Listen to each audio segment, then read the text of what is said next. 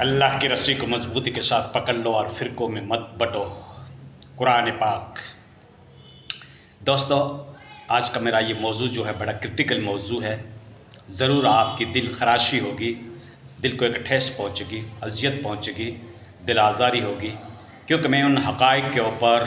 پردہ اٹھانے جا رہا ہوں جو برسوں سے اس امت کے دماغ کے اوپر حاوی ہے،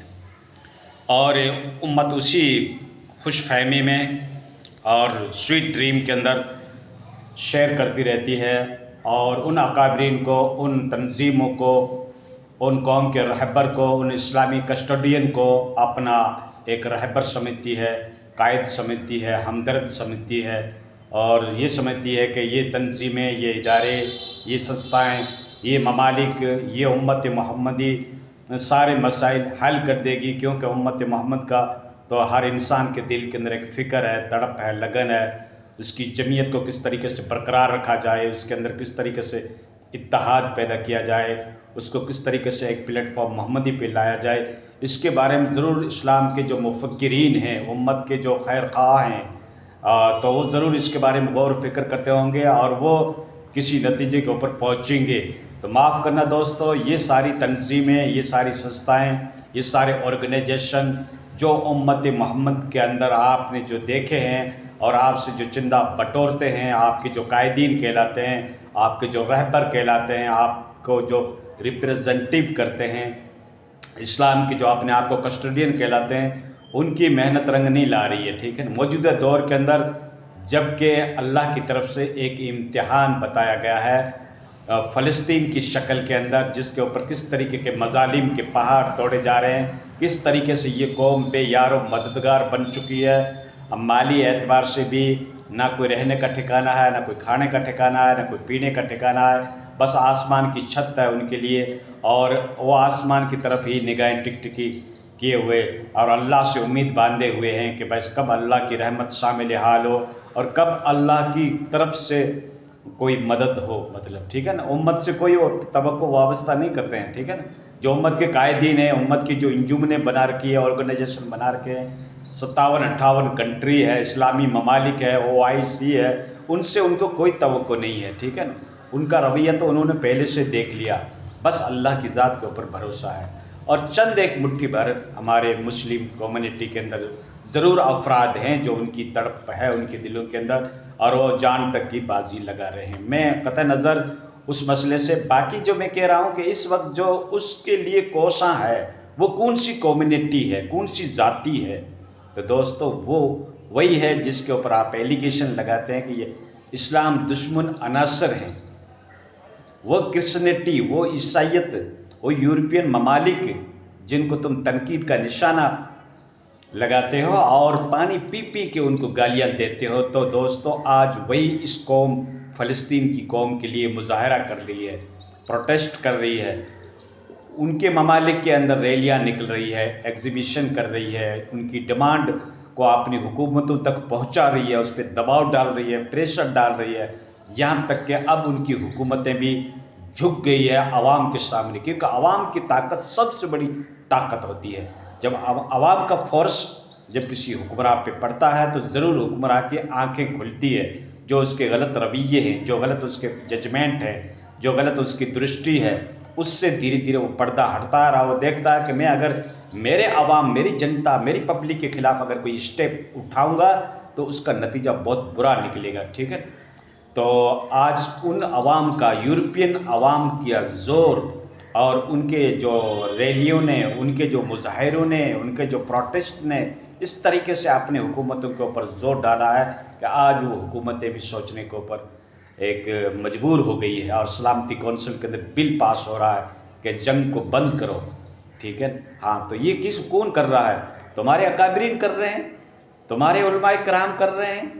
تمہارے اسلامی ممالک کر رہے ہیں۔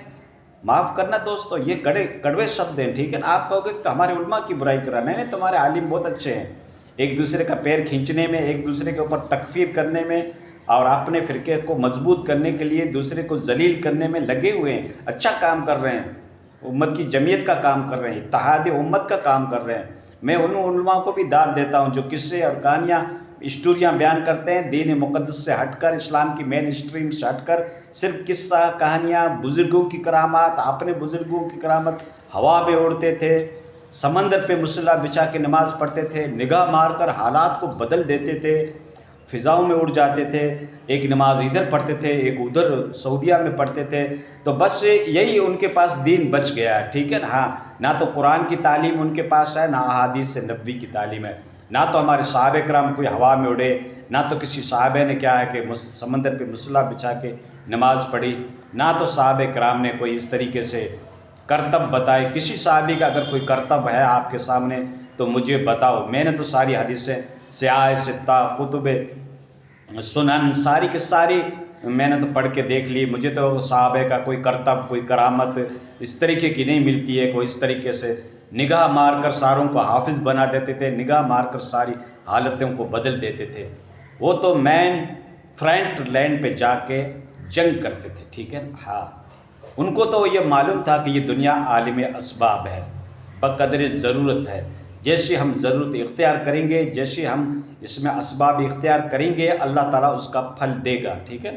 ہاں، صرف دعائیں کرنے سے اگر جنگیں جیتی جاتی تو اللہ کے نبی سے بڑھ کر کس کی دعا مقبول ہوگی؟